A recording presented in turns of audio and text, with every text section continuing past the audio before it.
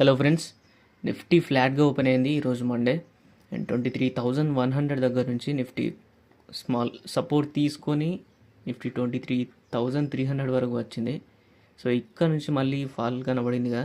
So ఇది ఒక strong fall, ఎందుకంటే రెసిస్టెన్స్ అనేది స్లోగా బిల్డ్ అవుతూ 23,200, 300 అండ్ 400 దగ్గర కూడా కొంచెం స్ట్రాంగ్ రెసిస్టెన్స్ వల్ల నిఫ్టీ ఫాల్ జరిగింది. మార్నింగ్ ఒక 1 అవర్ లోపే 10:30 వరకు.